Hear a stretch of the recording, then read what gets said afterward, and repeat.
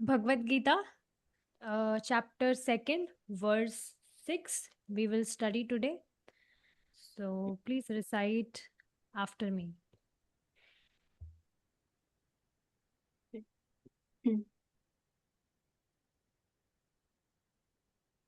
Na चेदद्विद्मा कतरन्नो गरियो न चैतद्विद्मः कतरन्नु गरीयो यद्वा जयेमा यदि वा नो जायेयु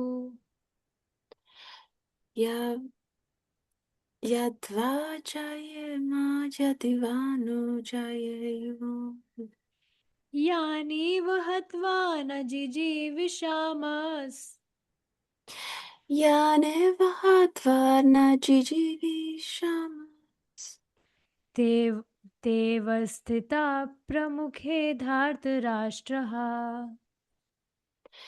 देव स्थिताः प्रमुखे धृतराष्ट्रः नाचेदद्विद्म कतरन्नो गरीयो यद्वा जयेमा यदि वा नो जयेयु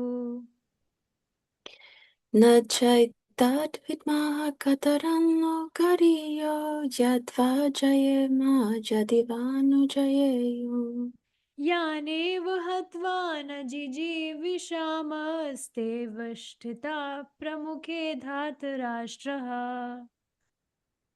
यानेव हत्वा न जिजीविषमस्ते वस्थिताः प्रमुखे धर्तराष्ट्रः Now, please sing. न चैतद्विद्मः कतरं नु करीयो यद्वा जयेम यदि वा नु जयेयुः न चेदद्विद्मा कतरन्नो गरीयो यद्वा जयेमा यदि वा नो जयेयु यानेव हत्वा न जिजीविषमस्तेव स्थिताः प्रमुखे धर्तराष्ट्रः यानेव हत्वा न जिजीविषामस्तेव स्थिता प्रमुखे धातराष्ट्रः. Beautiful. So let's see the translation. So first of all, we saw in 2.5 that how Arjuna was only continuing. He was speaking to Krishna. Guru nahatva hi mahanubhavan shreyo bhoktum bhekshamapi haloke hatvarth kamanstu guru nihaiva bhunjiya bhogan rudira pradhiktan. So we saw how Arjuna was, telling to Krishna that how can I counter attack those masters, those superiors who are great souls, Mahanubhavan. They are great souls, and if I kill them, so I will not be able to attain higher planets or heaven. Plus, my next life would be distressful. I will have to suffer the outcomes of my karma. Plus, even after winning this battle by killing my own masters, I will get all the material enjoyments, but that would be tainted with blood. So we saw different commentaries on this verse. Now Arjuna is continuing here that I'm not able to know, no, nor do we know which is better, conquering them or being conquered by them. If we killed the sons of Dhritarashtra, we should not care to live. Yet they are now standing before us on the battlefield. So,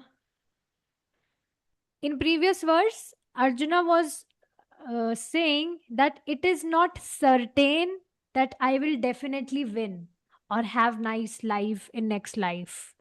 Now here in this verse, Arjuna is saying that if we win, then we only get blood tainted enjoyments. I mean, in previous verse he said this. And if they win, then sorry, in this verse only he's saying that we nor we nor do we know which is better, conquering them. So if we conquer them, so we will get the enjoyment tainted with blood, or being conquered by them, or if they win, then we get nothing, no enjoyment, nothing, we will simply die. So that's why he is now perplexed that what is better. In next line he's saying, if we killed the sons of Dhritarashtra, we should not care to live. So now he's saying that for whom I am living, or we are living, especially, specifically he's pointing himself, that for whom I am living. So now this is, very amazing point what uh, Arjuna is telling here. Suppose you are a Pandava, you become Pandava for some time. Now, if you are Arjuna or Pandava, so will you live for the sons of Dhritarashtra, who always tried to kill Pandavas, who tried to give poison to Pandavas, and like whatever way they were trying to kill them so that they may, you know, their path would be clear and there would be no hurdle so that he may become next king. So, yes, you only tell, will you be living for such people who always try to kill you or something like that? It's definitely a no. But you see the great compassion of Arjuna. He's saying here, if we killed the sons of Dhritarashtra, we should not care to live. He's thinking completely different. That if we kill the sons of Dhritarashtra, so there is no right for us to live. We should also die then. So here he's thinking that how can we live if we kill the sons of Dhritarashtra? Now, just be very careful here. He's not talking about his masters here. He is specifically talking about sons of Dhritarashtra. So he's thinking, if we kill sons of Dhritarashtra, so then we have no right to live. So here Arjuna is thinking that, oh, how will I be able to survive if I kill my brothers? And there those brothers are thinking that, oh, how will we be able to survive if we do not kill these Pandavas? So it's just opposite. Pandavas, Arjuna is thinking that how can we kill them? I mean, after killing them, how can we survive? And Duryodhana is thinking, how can we survive without killing them? Do you get this?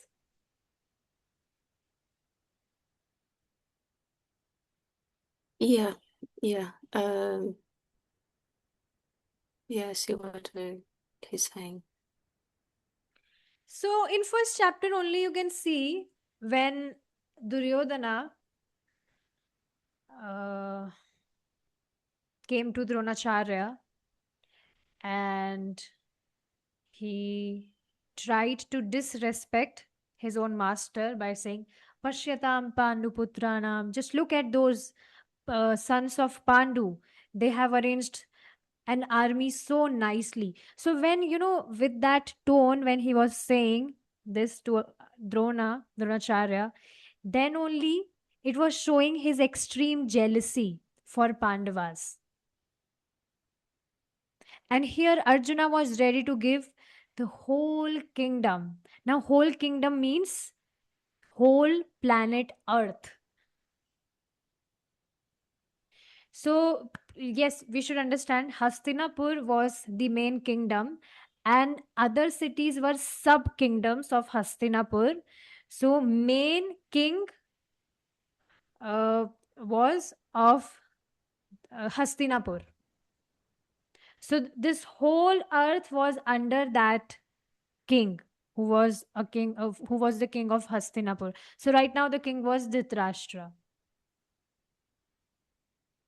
But you can see Arjuna was completely detached. That's why he was ready to give everything freely to them because his attachment was towards Krishna.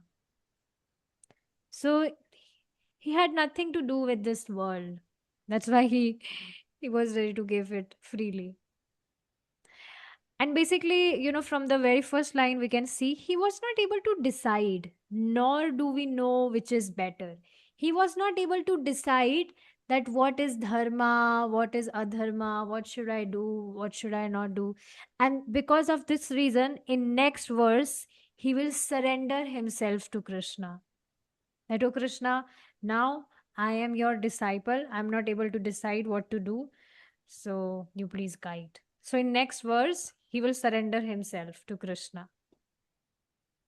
Just like when we get sick, so the very first doctor is who is the very first doctor? We ourselves is the very first doctor who try to treat ourselves.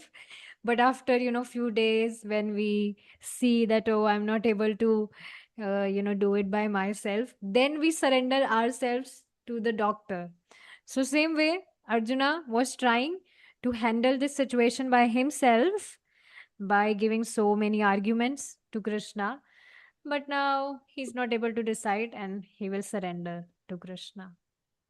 So, like that. Now, would you like to hear the story of, how Dhritarashtra, uh, became, I mean, why he was blind? And basically, whatever story we were discussing in our last class, we'll continue from there. And because it's Vyas Purnima today, so it would be very amazing to discuss this story. So let's continue that story because it will be helpful for our future discussions. So, do you Yeah. remember where we left yesterday? Um, so you read a couple of purports, and so the point was that Arjuna would prefer to go begging, No, no, and no, no. I'm talking about the story of, Shantanu, Satyavati. I mean, how Bhishma Deva decided to, you know, to become a celibate in to oh, obtain his the wife. one that it's always see. Yeah. uh, yes, So yes. it's okay, let me continue. So we saw there were three daughters. Do you Mhm. want me to say the story from the beginning? Yes, if you recap just quickly, briefly, that part. I think I got confused with when you mentioned those names. So maybe today you Uh, take notes nicely. yes, well, I did take note, Sativati, her name, because I was not gonna remember it very well, and Mother Ganga, and you explained that she was so one was adoptive mother and the other one was mother of Bhishma Dev, but also that so was it that they were wives of that king? Shantanu. Okay, so that's where I confused myself that it was when I heard wives that I thought that it was to Bhishma Dev, in my mind, but Okay, um let me summarize makes it. sense now. Yes. So just think like this: Bhishma Deva is the personality, and there are two mothers of Bhishma Deva. One is her real mother, Mother Ganga, and another is his stepmother, that is Satyavati. And father of Bhishma Deva is Shantanu, King Shantanu. Okay. So Mother Ganga had only one son, that is Bhishma Deva. But Satyavati, second wife of Shantanu, the father of Bhishma Deva, she had two sons with Shantanu. That was Vichitraveer and Chitrang. So later we saw how Chitrang was he became the king after Shantanu left his body. The first elder son of Satyavati became the next king.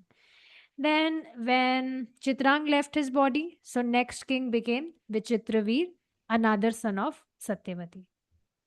Clear? Yes. So now later we saw that because Vichitraveer was very carefree, he was not responsible, so his mother wanted to get him married. So there were three girls of Kashi Naresh, three daughters. So he didn't give any invitation in Hastinapura when he was arranging this program of choosing husband. So later, Satyavati was angry on this and he instructed Bhishma Deva to take those three daughters. So I'm not, saying it in detail because we already discussed the detail. So later, when, Amba, there were three Amba, Ambika, and Ambalika. So Amba already had an affair with her boy. She already loved someone. But later, that boy refused to marry her because he said that you were being touched by, another man. So now I can't marry you. So then, to take revenge from Bhishma Deva, she said, I will only marry you. Otherwise, you will have to suffer consequences. So later she went to his own spiritual master and, she got some benediction. She left her body. And in next life, she came as Shikhandi to kill Bhishma Deva. Yes. This is Amba. Yes. Mhm. Now, those another two girls, Ambika and Ambalika, they married with Vichitraveer. But because Vichitraveer, he was very carefree, irresponsible, and because, he was into sense gratification his whole life, so he was not able to beget children and he died before begetting any children. So now Vichitraveer also died, and no one was left to sit on the throne. No one, was left to become next king. So now they wanted a son. So now that time it was, allowed that if there is no one, if a girl is married, but if her husband is no more, so she can intercourse with another brother of her husband. So now here comes very interesting story. Now there was an elder brother of Vichitraveer and he was Vyasadeva. No, you will be surprised. Oh, was What? he? Vyasadeva? Huh? So let's understand. Very beautiful story. So actually, Vyasadeva was a son of Satyavati. And Oh, before, when Satyavati was not married, she was a daughter of a fisherman.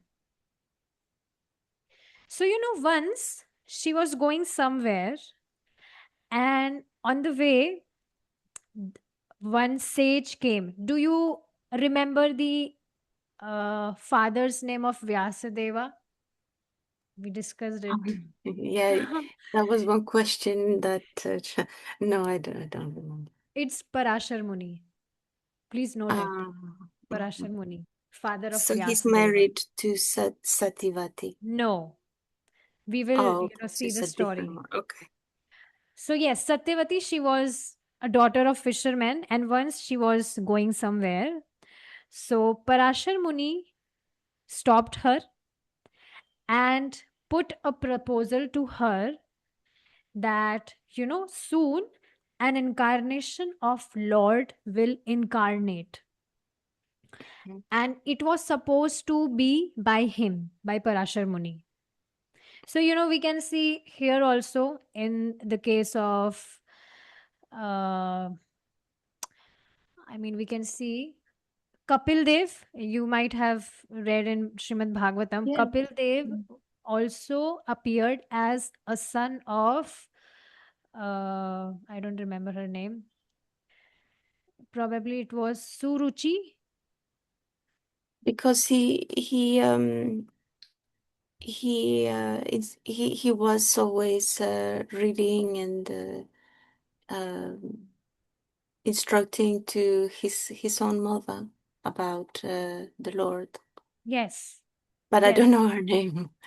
It's okay. I also don't remember the name, but I'm happy you remember the context which I'm referring to. So yes, you can see Lord incarnates like this from, different parents, because, those parents, they wanted to have Krishna as their son in some life. So they, you know, perform austerities and sacrifices for that sake. So here Parashar Muni, now when Vyasadeva is an incarnation of Lord Krishna, so he was about to incarnate through Parashar Muni. Now for that, of course, Parashar Muni, when he will intercourse with someone, then only that will happen. So he stopped Satyavati, when, Satyavati was not married yet, she was a girl. So he stopped her and he put this proposal to her that soon an incarnation of Lord will appear, he will incarnate, and it was supposed to be by him. So he asked her if she would like to become a part of it, because Satyavati was very virtuous and she was virgin. So he wanted to, he put this proposal to her because she was very pious, virtuous, virgin, so like that. But now she was worried. She said, no, no, no, I could not do this, I cannot lose my virginity, and no, this is not good, I will not do this. But later he assured her that no, this will not happen. Your virginity would be secured as it is. You don't have to worry about it. So later she agreed because, Lord himself would incarnate, and she wanted to become a part of it. So she agreed that, okay. So then later, when they intercourse, please note this that they didn't get married. Mhm. But yeah, such stories of, mentioned in scriptures, they are very surprising that Lord also incarnates like this. But yeah, it was allowed at that time. So it's okay. So yes, later when they intercoursed, so Vyasdeva appeared in her lap and he immediately grew up. Immediately. It was like it didn't take years for him to grow. He immediately grew up. Then he paid his obeisances to her mother. And he said that, oh mother, whenever you need me, I will be there. You need to only remember me thrice, and I will immediately appear in front of you. So after saying this, he left. So later Parashar Muni was, pleased by Satyavati, and he asked if she needed any benediction. So now we just discussed that Satyavati was a daughter of a fisherman. So, his body used to smell like fish. Now you can see, fishes do not smell very nice. So because she was a daughter of fishermen, so no matter how many fragrant soaps she would bath, but then also her body would smell fishy. So, so yes, she said that, oh, I smell very bad. So can you please make me fragrant? So later, Parashar Muni said that, yes, okay, now you will smell very fragrant. So she appeared to be very fragrant plus very beautiful. And this was the only reason why King Shantanu got attracted to her, because she was smelling very beautiful, very fragrant. So, you know, that pulled his senses towards Satyavati. So, yes. So, like that, how Srila Vyasadeva was appeared. So Srila Vyasadeva was, when he was born, he grew up quickly. He's the one. Yes. Ah. Oh, well, that's so interesting because so his son then is Shukadev Goswami, Yes. and he didn't want to go out of the womb. So they have this magical, um, you know, very, very unexplainable uh ways of existing, because I can't understand how someone, would grow so quickly, or um, yeah, like Shukadev Goswami. I think he was nearly a teenager because he didn't want to come out of his mother's womb. But then it's because, they're earlier yugas, so we cannot, um,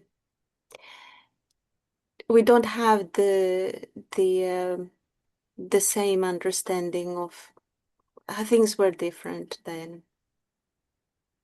Yes, because people were so virtuous, they were so pious. So that's why it was possible for them to do such mystic things. But right now you can see people are not virtuous at all. They are always into sense gratification. So yeah, no wonder we can see that. So this is how Vyasadeva appeared. Very interesting story, isn't it? Mm. Yeah, it is interesting that you told this story yesterday and that, it's connecting. But the Yes. story is not it has not ended here. Hmm. It's more. So yes, we saw that how there was no king left to sit on the throne. So now they wanted sons. So now Satyavati, she was in hell and she remembered her son, that wow, Vyasadeva is so virtuous, he's so pious, and I should remember him and he could help me. So she immediately remembered him thrice, and then he appeared there. Vyasadeva appeared there. But now, because he was so much absorbed in meditation, from that time only, he was completely in meditation, in dhyana. So now, his hair was so long, beard was very long, and he was looking actually very frightening. He was not looking very nice. And you can imagine, very big beard. I generally, when I see such people who have such long beard, hair, it's actually very fearful, isn't it? They look, I mean, they are not pleasing to eyes at all. But I really like this rule of ISKCON, that they, Prabhupada, he has asked us, I mean, not us, but to the Prabhujis, that they keep their head shaved and, no beard. So it's nice. Clean, shaved. So yeah, he was looking very frightening. And do you understand ter what we call that? Termite. Termite is the word. Oh, um, The small yeah, some, insects, mm, small insects, white ants type. No? yeah, they can be quite um just yeah, destructive. Exactly. So those termites was there on his body Oh. because he was uh, busy meditating. He was not taking any bath, nothing. He was packed in cage and meditating because this was the practice in Sat Yuga. I don't know. Mhm. I mean, this story is Sat Yuga also, but in other yugas also people were practicing such things. Treta Yuga, Dwapar Yuga. But Kal Yuga, it's not possible because one cannot meditate like this. It's impossible because mind is so disturbed. But yes, anyways, he was meditating. So he was so much absorbed in meditation and he was looking in this way. So when he appeared in front of Satyavati, Satyavati told him everything that, oh, this is the situation, my son. We need a son.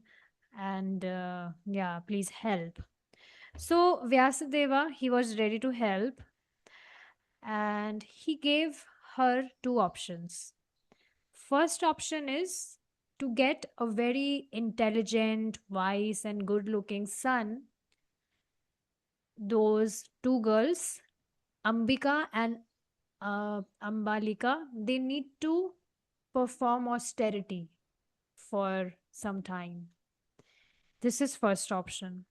Then I would appear very nicely in front of them. I will shave myself and I will look very nice. I will not be in the same position or condition as I am right now. So, but for this, they have to perform some austerities for some time, for some years. And second option is if they want sun without any austerity, I mean, they can't wait. So, I will appear in front of them in the way I am right now. And they will have to intercourse with me in this way only. So these two conditions he gave to Satyavati. But these two conditions he told to Satyavati only. Ambika and Ambalika was not aware of this condition yet. So Satyavati, she said that no, no, we can't wait. We want son because no one is there on the throne, and king should be there. So yes, we can't wait. We want son. So yes, like that. So Vyasdeva said, okay, no problem. Now Satyavati simply informed those girls about Vyasdeva, that Vyasdeva is very pious. He's my son and he's very pious. He's so virtuous. So those both girls, they became happy that, oh wow, it would be very, it would be our great fortune that Vyasdeva is so virtuous. Now first he was about to visit to Ambika. Now Ambika, she was thinking in her mind, she was completely absorbed in the thoughts about Vyasadeva. This happens. I mean, okay, let's just discuss this. She was thinking about Vyasdeva. Wow, Vyasdeva would be very good looking. He would be very handsome. Also, he's so virtuous. So there would be different shine, different glow on his face. So she was thinking so much about him. This happens many times that, I mean, especially when I was not in Krishna consciousness. So when I was talking with any boy, so I was assuming that, wow, that I mean, through his voice, I was assuming that, wow, his voice is so nice. So he might be very, good looking, might be very handsome, and this, that. But the moment when I met that boy, it was completely opposite. This happens many times. So Yeah, same. because it's Yeah. it's like what you have said that Krishna has all these opulences, and that we can have one thing but not everything. And so so he was gifted with a beautiful voice, but then compensated. Exactly. So this can happen many times. Or sometimes you see a person in a photo, in a photograph. So he looks very beautiful, very handsome and good looking in that photo, but in reality it's something else. So yeah, Interesting. people, they can click nice photos, they can put different filters, but in reality they look completely different. So yes, something like this happened with this girl, Ambika. She was assuming Vyasdeva to be very handsome, very good looking, and actually, definitely because he is an incarnation of Lord. He's definitely very good looking, but in this condition where his beard are grown, hairs are grown, so definitely he was not looking very nice in this condition. So now, the moment she opened her door, sh- she was shocked when she saw Vyasadeva. And she was very fearful. She started screaming, "Ah, who is this?" Like that, she became very fearful. And she could not even see him. She closed her eyes out of fear. So, yes, she could not open her eyes. And at that time, when they were intercoursing, so throughout that time, her eyes was closed. She didn't open her eyes even for once because she was very fearful. She could not face that person, I mean the Vyasdeva, in that look anymore. She was very fearful. So yes, later this was a mistake. In Srimad Bhagavatam, third canto, the teachings of Kapil Deva only, it's going right now in Hindi, the Prabhuji class. So he's explaining this, and he explained this point that when uh, husband and wife they are intercoursing to beget a child, so they should be in very nice consciousness. Kapil Deva, Lord Kapil Deva is, giving these teachings to her mother. He's telling everything basically. And this is not for her mother, this is for us. So, yes, he was mentioning about this point that during that time, the consciousness should be very good because it completely depends on one's consciousness that how, I mean, what kind of children, what kind of child they will beget. It's completely depends on consciousness. That's why, Prabhupada has given uh, a process. If, devotees, husband and wife, they want to beget a Krishna conscious child. So both of them have to chant 50 rounds every day. 50 rounds for wife, 50 rounds for husband. And there are more other things. So yes, consciousness plays a very important role of of what kind of child will those parents beget. So yes, here this was a mistake from the side of Ambika, that while it was happening, her consciousness was dull, she was fearful, plus she closed her eyes. So later Vyasadeva informed to Satyavati that how Ambika did a mistake, and because of this, she will beget a blind son. And that blind son was Dhritarashtra.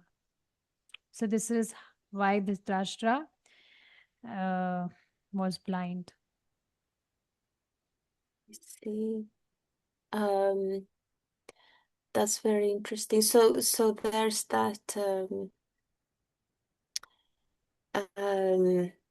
moment that defines something that's gonna happen, like long lasting. in just one moment. She just closed her eyes.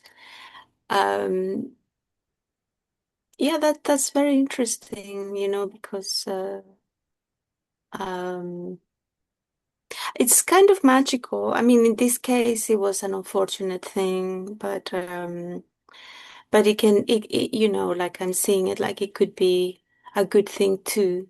Like, they say always think of Krishna, so then, um, if something is happening, I don't know, like, maybe it's a moment of we have to, leave this world, but we're thinking of Krishna, then that's suspicious.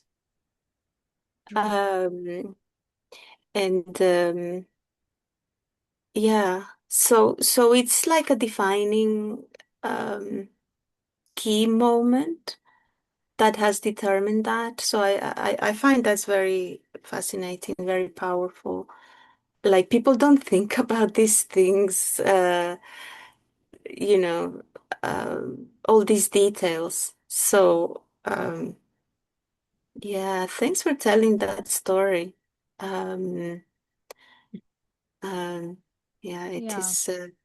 It's so much details, and many factors, all these personalities that I didn't not even know they were related. So, yeah, that's Yeah. very appropriate as well. Yes. So actually, in third canto, Kapil Deva was not specifically talking about this, but he is specifically talking about hellish planets.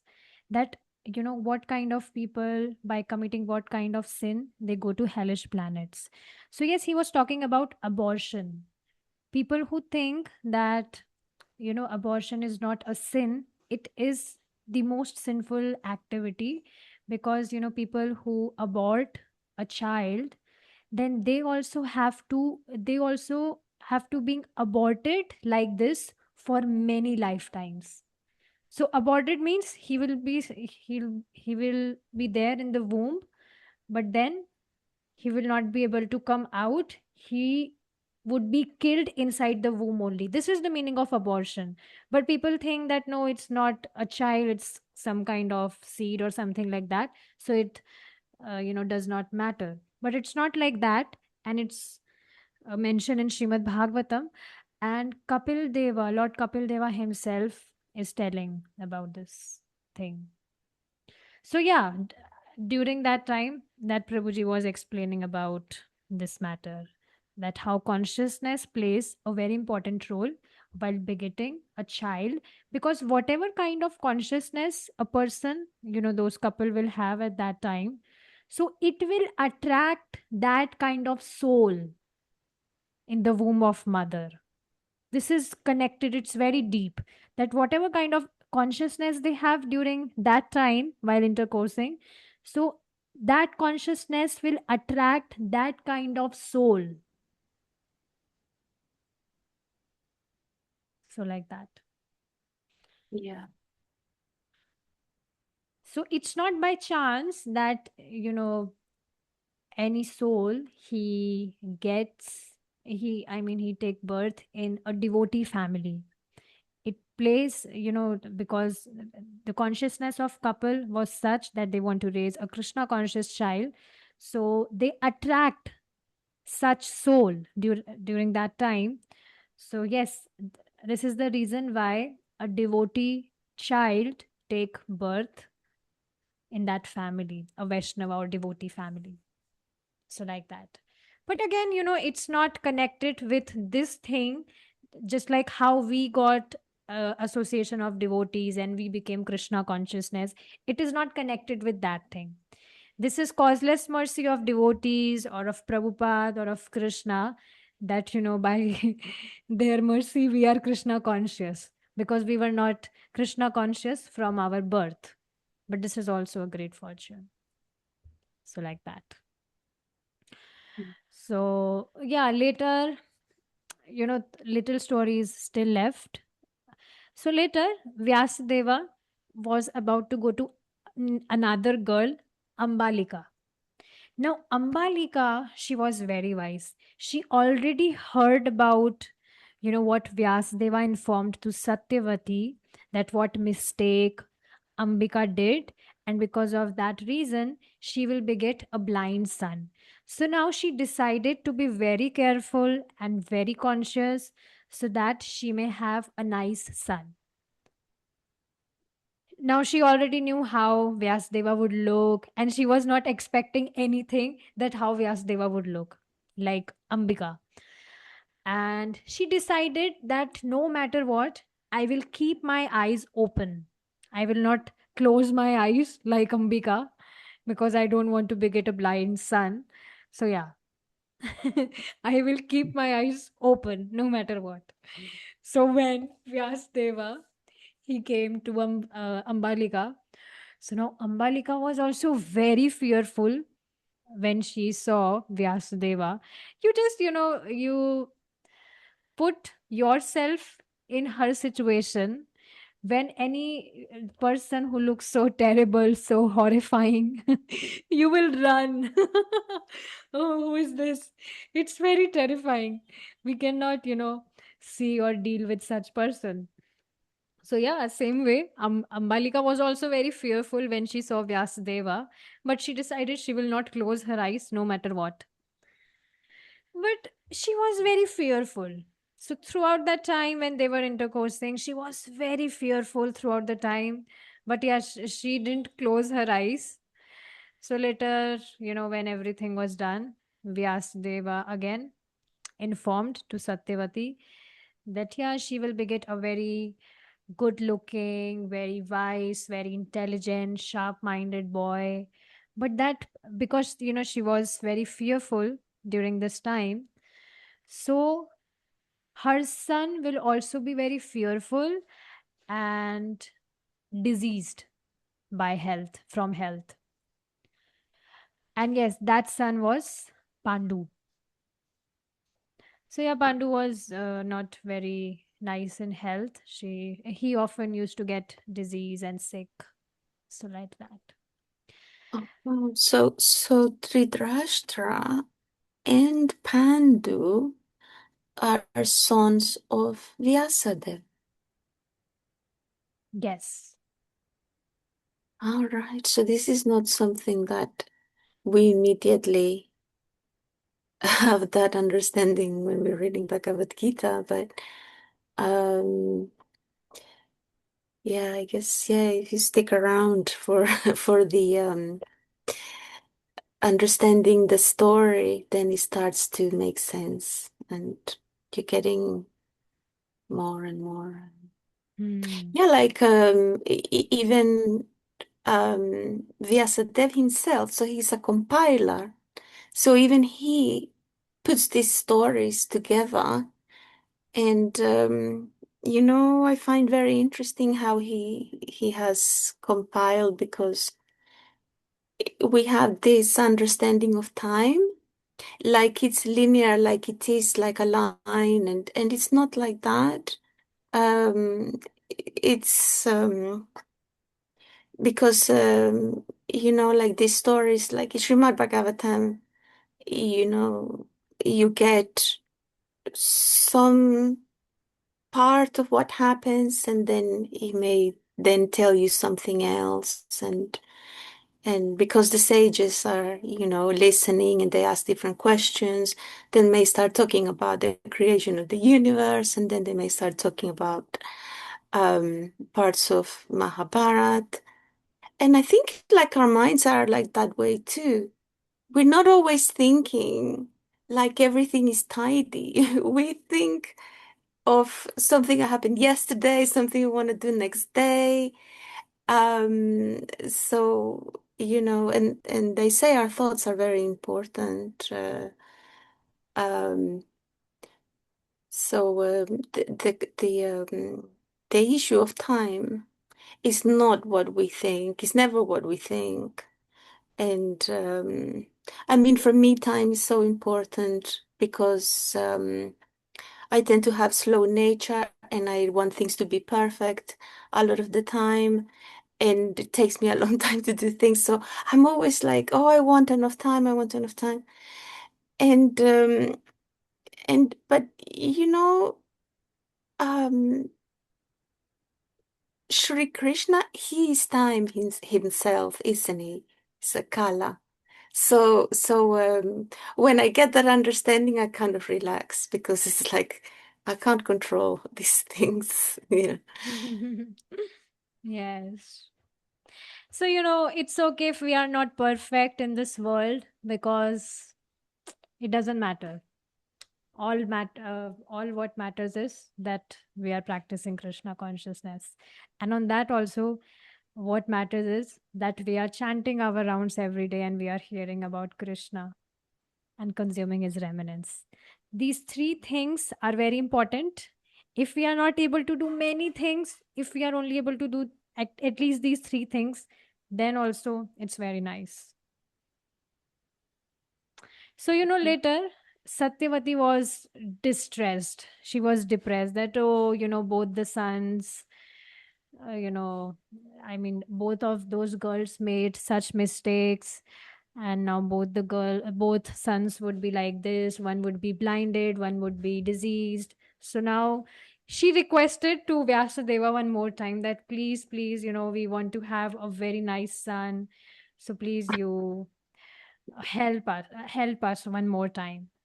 So now he was again about to visit to Ambika, but now Ambika, she said that no matter what, I can't face that person now. I can't see him. I was already fearful, and I can never do that. Please, I'm sorry. So she didn't said this. She didn't say this to them, but in her mind only, she decided that no matter what, I will not. I don't want to see that person anymore. So later, she requested her maid servant to you come in place of me, and whenever Vyasdeva come, so you have to have such relation with him. So that maid servant, when she told everything to her maid servant, that how he's so virtuous, he's Vyasadeva, and he's so pious, and he is an incarnation of Lord himself. So, after hearing all this thing, that maid servant, she became convinced. And in fact, she was um, thinking herself most fortunate that, wow, I will get such opportunity to intercourse with such person. What would be most fortunate than this? So later she got ready. She covered her face and she went to her room, Ambika's room, uh, appearing as Ambika. She was not Ambika, she was maid servant of Ambika, but she was dressed in her way and she sat in the room. So later Vyasdeva came, and at that time, her consciousness was very nice. She was, very uh, affectionate. She was feeling so fortunate, so fortunate. She was very, very happy that wow, Vyasdeva is here. So in her mind, in her consciousness, she was thinking all these things only. While intercoursing as well, she was, in very good consciousness. So, but Vyasdeva, he understood that this is not Ambika, this is someone else. He understood this point that she is a maid servant of Ambika. So later, after everything was done, he again went to Satyavati and informed that this child would be very amazing, very brilliant, very good looking. Everything would be very amazing about this child. The only thing is, he will not be able to become a king because he would be a son of a maid servant. That is called Dasi Putra. And can you guess who is that person? Any guesses? Is it Vidura? Yes, exactly. He is Oh, Vidura. So these three are brothers, cousins, you can say, um, sons of Vyasadeva. so what is Dasiputra? Dasiputra is son of maidservant. Ah, okay. So Dasi it's not like means Dasi means maidservant. Putra means son. ah, okay. So, but this is not like a title. It was, or is it? Yeah, he was known with this name only, Dasi Putra, because Oh, he was a son of maidservant, and that's why even though he was living in the kingdom only in the palace, and he was equally treated like Dhritarashtra and Pandu, but because he was a son of that servant, maid servant, so he could not become a king. He mm, remained a minister of the king. mm. Yeah, but sometimes when you cannot do something, it can be a blessing as well. Have being a king is like so much responsibility. Yeah, And and Vidurji is an incarnation of Yamraj. oh, who? Yamraj. Yamaraj. You I know who is don't. Yamraj? Yamraj is one of the 12 Mahajanas, and he is brother of River Yamuna, brother of River Yamuna, and he Mm. is the head of hellish planets. Yamraj. Um, I Yes. no, I didn't know. I don't know this. Yes, Yamraj is the head of hellish planet. He's responsible for punishing the sinners. But he's Mahajana, he is a great devotee of Krishna. Mhm. So, oh yeah, so Maha is great, isn't it? So Mahajana. Um, yeah, like and the king is Maharaj. Hmm. So there's all these titles. Um, I was wondering if like is there a difference when someone is a Deva at the end or Goswami? Um, um, I don't know which one is uh sage. Um,